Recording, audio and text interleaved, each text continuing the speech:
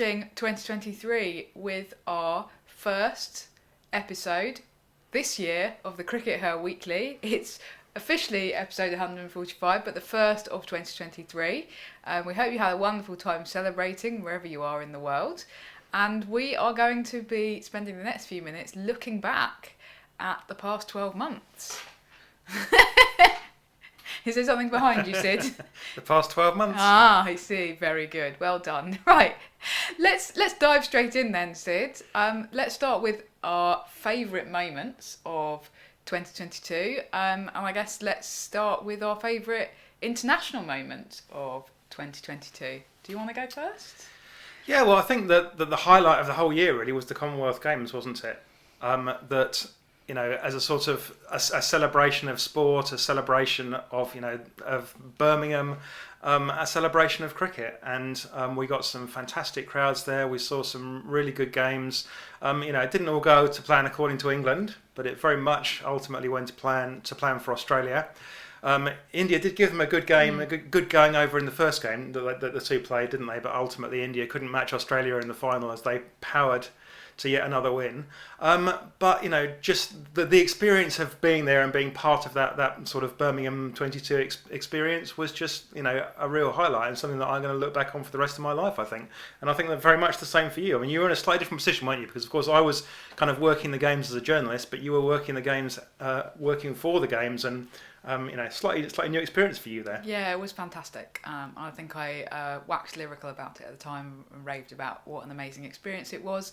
I was going to say, like, for me, in terms of a moment though, would be, it was something that happened at the Commonwealth Games, which was obviously a very special experience for me. But it was New Zealand winning the bronze. And I guess from an England perspective, that bronze medal match is not something they'll look back on fondly, but actually New Zealand thoroughly deserved that medal. I'm sure I said this at the time, that actually they turned up, they put their disappointment in the semi-final behind them, unlike England, and they actually decided, okay, we've got a real chance here to be, you know, to do something historic, to get on the medal podium for the first ever women's cricket event at the Commonwealth Games, and they did it.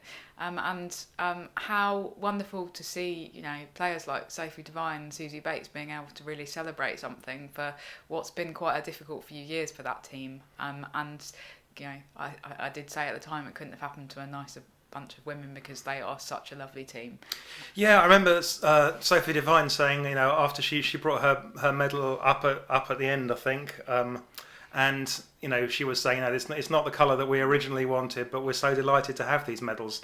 You know, we're going to be able to take these back to New Zealand, and, you know, we feel that we did our country proud, and that's really what the spirit of those Commonwealth Games were all about, that friendly spirit, that positive spirit. And the fact that those medals did still matter, whereas very much, you know, England went in the opposite trajectory and were pretty much like, well, we haven't won the gold medal, so who cares? I guess our other collective highlight, it was probably, and bingo everybody, was probably seeing Alice Capsey come good, wasn't it? Yeah, that was, I mean, a real positive. I mean, you know, from a really kind of selfish point of view, that was a massive highlight for me, because there was that moment where not necessarily her debut, but where she got her first 50, where that was the real, like, see, I told you so moment for me, that, you know, we'd gone very quickly from, you know, Heather Knight and co saying, oh, she's not ready yet, she's one for the future. You know, and then within like 4 games, she's essentially now undroppable, and she'll you know, barring injury, which unfortunately has already reared its ugly head, but barring injury, she'll play, you know, every England game for the next 15 years. And, you know, that was a moment of validation for us, as we've been pointing at her, going, you know, she is the future. We need to get her in the game, you know, in the game, in the international arena as soon as we can. When you say somebody's the next big thing, and then they are the next big thing, there's a certain amount of personal satisfaction in that from a kind of journalistic perspective. So that was great. And what about thinking more domestically though, Sid? Do you have a domestic highlight of the year? I'm guessing it wasn't Vipers losing the RHF final at Lord's. Well, you know, it wasn't. I mean, you know, there were some positives about that final, but, you know, I want to go back to one actual very small moment, which I thought was of as a domestic highlight, which was during the Vipers Stars game at Hove, which we were at, and we actually recorded a vodcast halfway through that game, I remember. Oh, yeah, we did. And there was just one incident in that game as you know, Stars had Vipers on the ropes a little bit, and then Vipers came back at them, and Georgie Elvis made a score, and then somebody called Freya Kemp, you know, unknown player, uncapped at that point, came on. And she just hit a few runs, but she hit them very quickly. And there was one like huge six into the shark stand. They weren't even on the right side of the ground to do that. It wasn't a slog over cow corner. It was a much straighter drive than that. It was very much a classical sort of Danny Wyatt-ish shot, but it was just huge. And I've seen Danny Wyatt score hundreds at Hove, but I've never seen Danny Wyatt hit the ball 6 rows back into the shark stand from the other side of the square. And it was just, that was a moment that really showed that Freya Kemp was the real deal. And at that point we were like, wow, this kid's got something. And of course, just a couple of weeks later, she was also in an England shirt and competing in that Commonwealth Games. Yeah, and she went on to score her first international 50 as well that summer. But that moment of that six for me was a real special one to have been there. Yeah, a bit of a kind of portent of things to come over the next few months. Okay. About you? Mine's a bit random, and I guess it's about a player who we've talked about quite a lot on the podcast, but maybe hasn't had the same kind of levels of exposure as some of the others that we've promoted. Grace Scrivens. It was at Beckenham, and Sunrisers were playing the Stars, and we were about Stars were batting, and so obviously Sunrisers bowling, and they were about 15 overs in, and it had just been all over the place. And I just sort of thought, why isn't Scrivens bowling? Because it was very odd from Sunrisers, because they had some very wayward opening overs and they just persisted. It was like, here's our plan A and we don't have a plan B. And then Grace, I don't know if I can say this, but I will. Grace Scrivens' dad walked past, and I just turned around and went, why isn't Grace bowling? Is she injured? And he's like, I don't know, ask the captain. And he was obviously cross about it. And then a couple of overs later, they actually brought her on. But at that point, the game had kind of got away from them. But she immediately took like 2 or 3 wickets in her first couple of overs, and then she went on and took a fifer. And it was just a kind of a moment of sort of personal validation of like, yes, this is somebody who can do great things, and if we can see it sitting on the sidelines, why can't the Sunrisers see it? So it was a kind of moment of pleasure, but also a bit of frustration, and Sunrisers did lose that game, as we know, and so that was disappointing. Not after Grace had also scored a load of runs and popped up the batting. Well, exactly. But yeah, just a kind of a match that showed what a special player she is, and it's going to be an exciting 2023 for her. Is it going to be the year? Is 2023 going to be the year she makes her England debut? I'm not sure, but she is going to be in the Under-19 World Cup. She's going to play every game for England, isn't she? Unless if there's an injury, and it's quite likely that she's going to be named captain. Although we still don't know about that. But so let's not get ahead of ourselves. But she's the obvious candidate. She is the obvious candidate. Anyway, so that was a nice moment. A bit of a random one, but a nice one. Okay, so that was a nice positive start to our 2022 review podcast. Worst moment of the year? And we have kind of talked about this in advance, and we probably agree. Do you want to say it, or am I going to? Well, we have to address the elephant in the room, don't we, Raf? We kind of do, yeah. So it's the Dipti Sharma mankad, isn't it? That was our least favourite moment of the year. Yeah, and it's about the kind of controversy that it generated, really. I mean, it generated a lot of page views. And we actually know this because The Guardian rang me the next day and said, "Oh, by the way, your match report from Lords yesterday has had, I can't even remember, it was like hundreds of thousands of views, and they just wanted to let me know." Because obviously, mostly the women's cricket, well, even the men's cricket reports probably don't normally get that many views. Yeah, initially you'd actually been a bit annoyed on a personal level, hadn't you, Raf? Because of course with the Guardian, Raf has to file kind of on the whistle, as they say. Yeah. We know there's no whistle in cricket, but that's what they say. Yeah. And I'd written you have to basically pre-write the match report and make sure that as soon as the game finishes, you can file something within a couple of minutes. But they also that day wanted me to write something where it was partly a reflection on the summer. So I'd written like paragraphs of beautiful prose reflecting on the summer. Prose.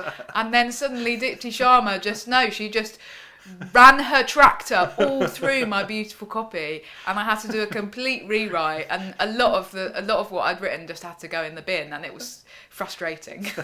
But somewhat made up for my by the fact personal worst moment of the year was approximately 30 seconds after she did the mancad, when I realised the game was over and I needed to do a complete rewrite.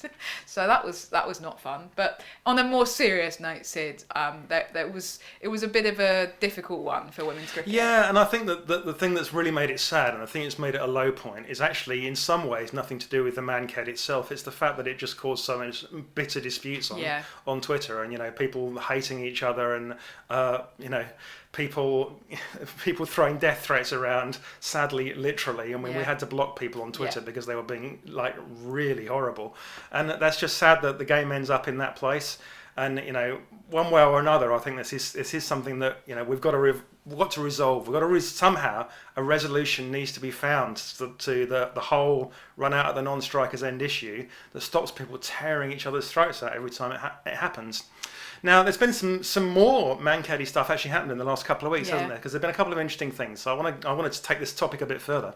So during the West Indies tour, Heather Knight was asked again about it. She was. Because, of course, Heather Knight wasn't even on the field that day, but did end up being involved in the controversy after she tweeted and waded in, which might have been something she ended up regretting, at least, if only because it also, kind of added to that atmosphere of everybody hating on everybody else. Yeah. But anyway, she was asked about it again. Had lied, didn't she? She did. About giving a warning, which is relevant. Yeah, but Heather was asked about it again during the West Indies tour. Would you do this? And she was unequivocal. No, we are not going to mancad anybody. So that was interesting. Heather was kind of laying, her moral line in the sand. She was going, no, that's not a thing that we're going to do. And then just in the last week, I saw an incident in an under-19 game. This is an under-19 game, sort of irrelevant game in one way. It's a warm-up for the under-19 World Cup. Mm-hmm. But an incident went viral because an India player mancadded a South Africa player during that game, and a clip immediately of that mancad went viral and kind of reignited all those controversies. And there's been more controversies which Megan Schutt's waded into, and again, possibly something that she's going to ultimately regret doing, if only because it just caused a load more. All she did was like a negative tweet. She didn't even tweet herself. Of a like. Yeah. But anyway, so there was another, and Snehal Pradhan also talked about this show. She quote tweeted a tweet of the mancad incident itself. And she said, this is great. It's a real positive that the next generation see this as a normal part of the game. Now, I thought, first of all, this was really interesting because now, obviously, this is not the official perspective of the ICC by any stretch, but Snehal Pradhan now is the most senior official at the ICC who working purely on the women's game. So she's, effectively one of the leading people within the ICC in terms of, women's cricket. Yeah.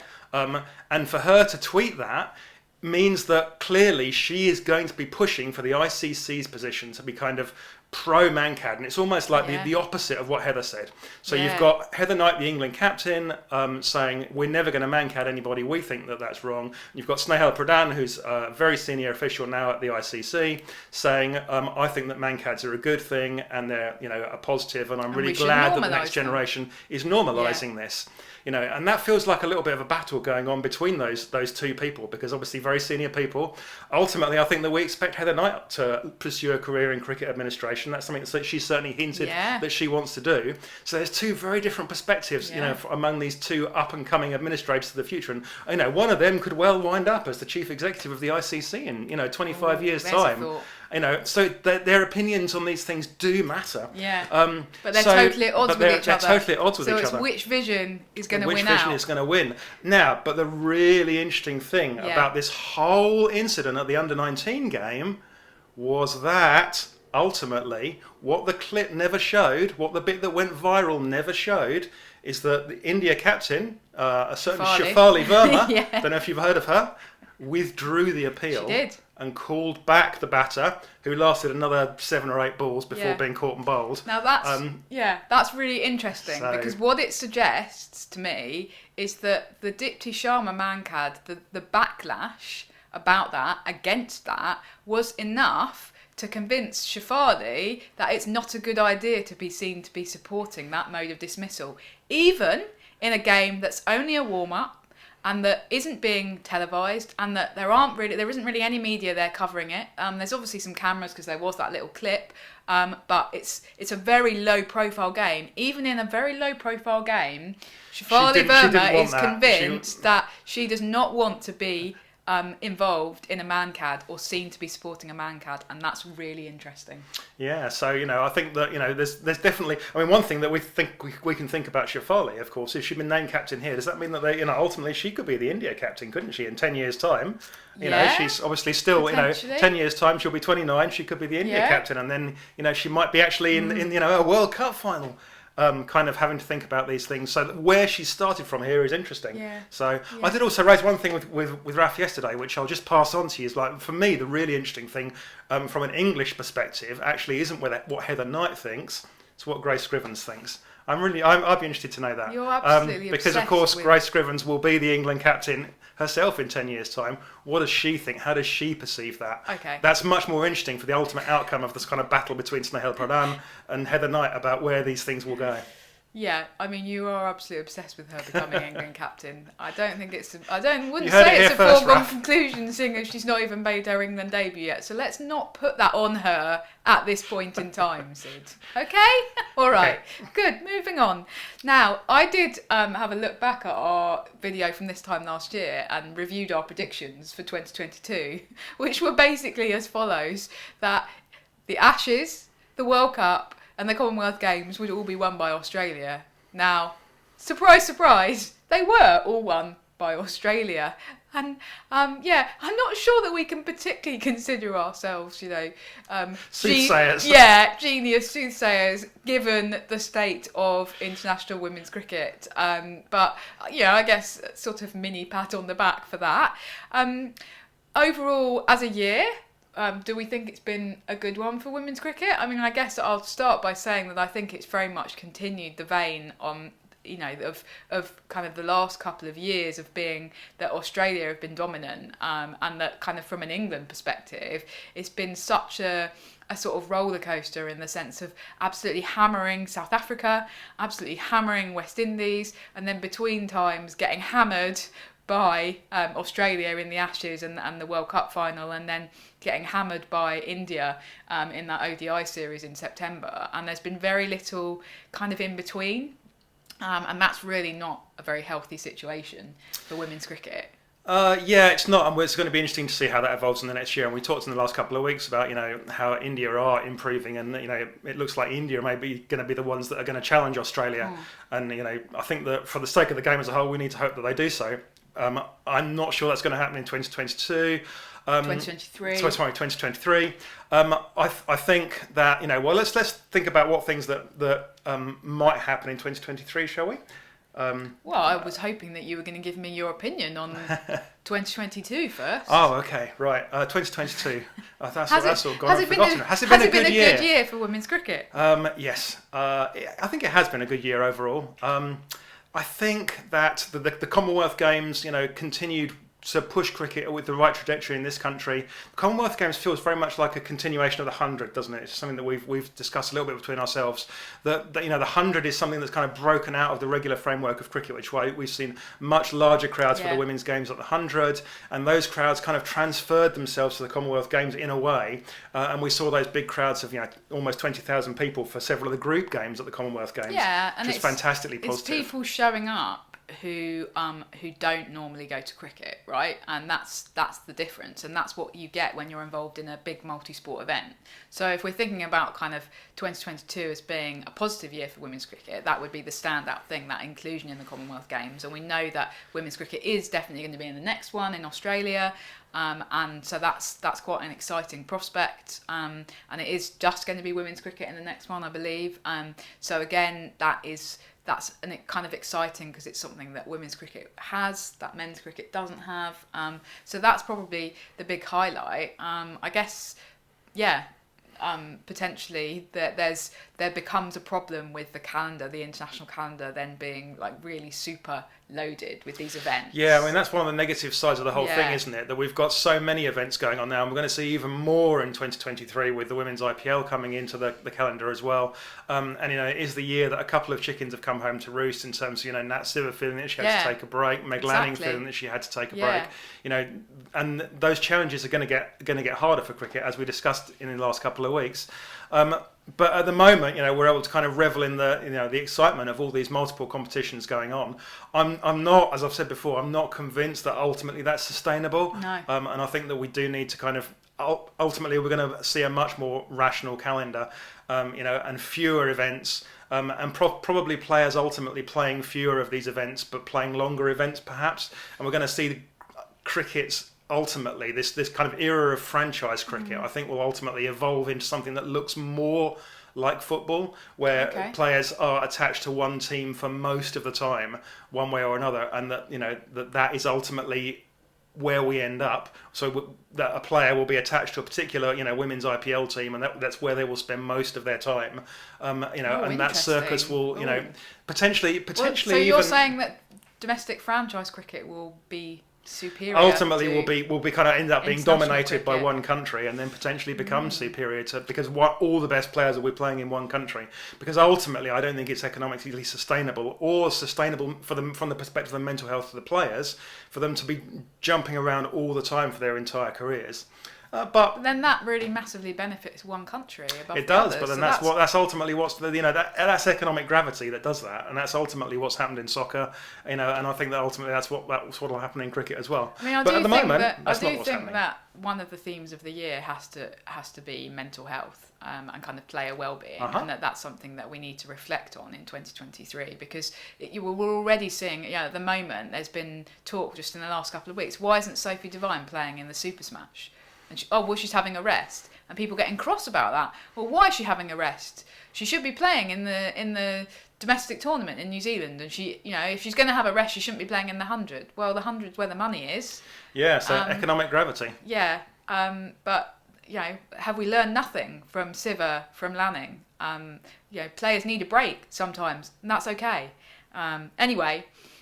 You wanted to also look ahead a bit to 2023, Sid, so let's just quickly do that. We've got another World Cup coming up in South Africa. We've got another Ashes. We've also obviously got the Under-19 World Cup. What are your predictions for those three competitions? Well, I think that one of the interesting things could be the Under-19 World Cup going into the T20 World Cup. And here's what I think is going to happen. What I think is going to happen in the Under-19 World Cup is that two teams are going to dominate it. I think that Australia will absolutely smash everybody they come up against, except India. And I think that ultimately, here's my wild prediction, that India will convincingly win the final. Okay. So Australia will hit some huge totals in the Under-19 World Cup. We're going to see 300 broken. We're going to see teams bowled out for 15. There's going to be some massive victories. Australia will absolutely own everything except India. They'll get to the final, and India will easily win the final by a convincing margin. Now, in the T20 World Cup, I think the exact opposite is going to happen. I think that Australia will perhaps look vulnerable early doors. I think that India will have a couple of very good games during the group stages where they look unbeatable. And I think that when it comes to the final, however, that India will continue to fall short of Australia, and Australia's power will see them through that final, and that they will win the T20 World Cup. The Ashes, I'm afraid there's no good news for England fans. Well, we're going to come second. Well.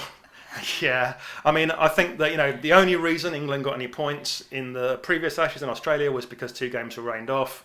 I think we're going to see the same thing here. That and if it's a hot summer, I don't think England win any points. I think that there's a good chance of Australia winning. Is it 18-0? Is that the maximum?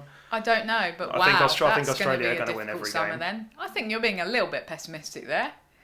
I think a lot might depend on the fitness of Alice Capsey, if I may say so. Bingo.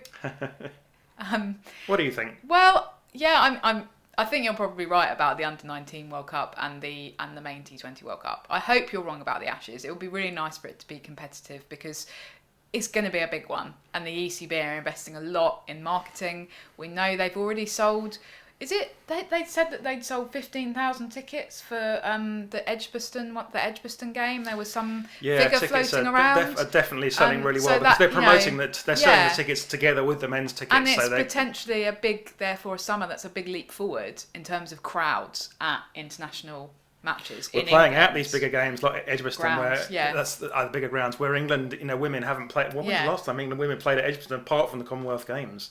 That was a long time ago, Raf. Yeah. So yeah, that's that.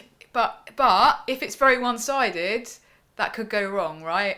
That's not what people want to be seeing. If you're in England, if you're English, which most of the crowds will be. So yeah, I hope for something different, but who knows? Let's see.